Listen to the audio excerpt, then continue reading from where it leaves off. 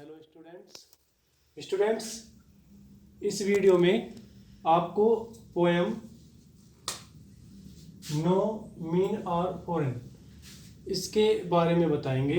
इसके स्टैंजा 1 और स्टैंजा 2 की एक्सप्लेनेशन आपको हिंदी में बताएंगे।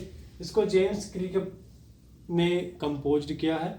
ठीक है, ये एक बहुत ही शानदार पोएम है जिसमें एक बहुत ही शानदार मैसेज दिया है, विश्व एकता का मैसेज दिया है, जिसमें कवि ये बताते हैं कि अलग अलग देशों में रहने वाले लोग हो सकता है अलग अलग भाषाएं बोलते हैं, अलग अलग यूनिफॉर्म्स पहनते हैं, अलग अलग खान पान करते हैं, लेकिन फिर भी वो हमारी तरह ही होते हैं, वो सेम होते हैं। एक आधार पर हम सभी सेम हैं कि हम सभी ह्यूमन बींग्स हैं। इस आधार पर हम सभी को एक मान सकते हैं। तो फर्स्ट स्टैंजा में पोएट ने क्या बताया हम उसके बारे में यहाँ पे पता करेंगे। पोएट कहते हैं, remember no men are strange, no countries foreign. कवि कहते हैं पोएट कि हमें हमेशा ये याद रखना चाहिए कि कोई भी व्यक्ति जो होता है वो अजनबी नहीं होता है और कोई भी देश पराया नहीं होता है। Beneath all uniforms a single body breaths. कवि कहते हैं यहाँ पे कि लोग अलग अलग प्रकार की वेशभूषा पहनते हैं, कपड़े पहनते हैं, यूनिफॉर्म्स पहनते हैं, लेकिन उन सभी यूनिफॉर्म्स के नीचे अगर हम देखें, महसूस करें तो एक ही प्रकार के शरीर ये सांस लेता है, उसमें सांस चलती रहती है, यानी कि हर मनुष्य के अंदर एक ही प्रकार का जो है सांस चलती रहती है।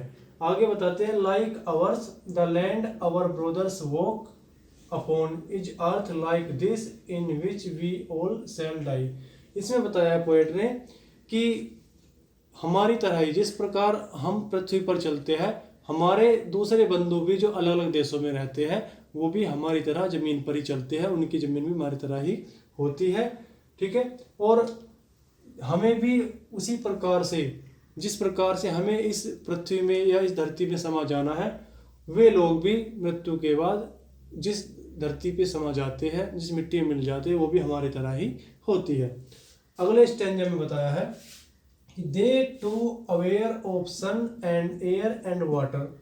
ठीक है, इसमें बताया पोएट ने कि वे लोग भी यानी कि दूसरे देशों में रहने वाले लोग भी हमारी तरह ही सूर्य के प्रकाश, हवा और वाटर पर आश्रित होते हैं अपने जीवन को जीने के लिए।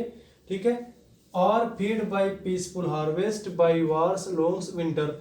और ये बताते हैं कि हमारी तरह उन्होंने भी शांति काल को महसूस किया है, शांति की अवधि को महसूस किया है और युद्ध की अवधि को भी देखा है। जिस प्रकार से शांति का समय होता है और उस वक्त हमें आश्वासन मिला होता है कि हमें अपना जीवन यापन करने के लिए, खान पान करने के लिए उचित साधन मिलेंगे, संसाधन मिलेंगे, और युद्ध के समय पर जब युद्ध होता है तो अकाल स्थिति आ जाती है। ऐसी ही स्थिति को उन्होंने भी महसूस किया है, वे भी करते हैं। आगे बताया है, their hands are ours and in their lines we read a labour not different from our own. इसमें बताया है कि उनके जो हाथ होते हैं वे हमारी तरह ही हमारी तरह समान होते हैं और उनके हाथों की जो रेखा है उसमें भी हमारी तरह परिश्रम होता है, अर्थात जिस प्रकार की मेहनत हम करते हैं वे लोग भी उसी प्रकार की मेहनत करते हैं। इस प्रकार से इस स्टैंजा में कवि ने बताया है कि सभी लोग एक समान होते हैं।